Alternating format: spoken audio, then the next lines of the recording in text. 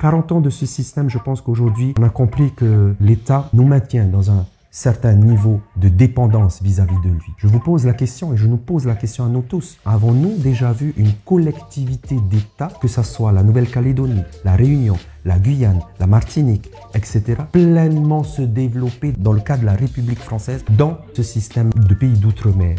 Non, ça n'existe pas. Tous ces pays-là, tous ces territoires colonisés, toutes ces collectivités d'État ne sont pas non plus dans le développement plein de leur potentiel. Parce que, effectivement, c'est l'objectif de l'État de garder mainmise sur tous ces territoires, dans le nôtre, afin que nous ne puissions pas nous développer, parce que ça irait forcément à l'encontre des intérêts premiers de l'État français dans notre pays. Imaginez-vous une collectivité d'État qui se développe suffisamment, voire mieux que l'État français, que le territoire hexagonal.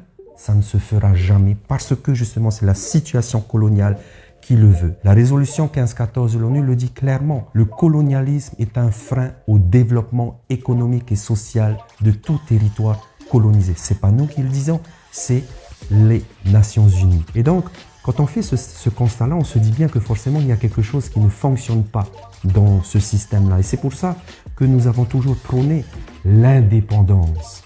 Alors là aussi, il faut démystifier certains fantasmes qu'on peut avoir sur l'indépendance, parce que finalement l'indépendance, tout le monde a peur de l'indépendance. Je dis tout le monde, c'est une façon de parler.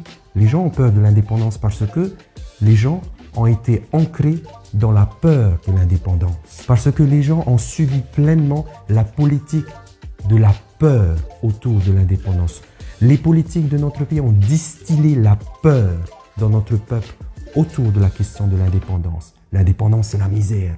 L'indépendance, c'est la pauvreté. L'indépendance, c'est la xénophobie. L'indépendance, c'est le racisme. Non, l'indépendance, ce n'est pas tout ça. L'indépendance est très simple, finalement, à caractériser. L'indépendance, c'est tout simplement de retrouver la capacité de pouvoir décider nous-mêmes, pour nous-mêmes, chez nous-mêmes, tout simplement. Le combat politique du Taveuni Huir Atira pour son indépendance n'est pas un combat ethnique. C'est-à-dire que notre combat n'est pas tourné contre le peuple français. Nous ne faisons pas du peuple français notre ennemi ou notre adversaire, mais nous faisons du système colonial dans notre pays notre adversaire le plus coriace. Parce que cet adversaire-là est sinueux et c'est ce qui distille dans chacun de nos esprits le fait que, effectivement, nous avons peur de l'indépendance. Alors oui, l'indépendance, ce n'est pas chasser l'étranger de chez nous, ce n'est pas ça.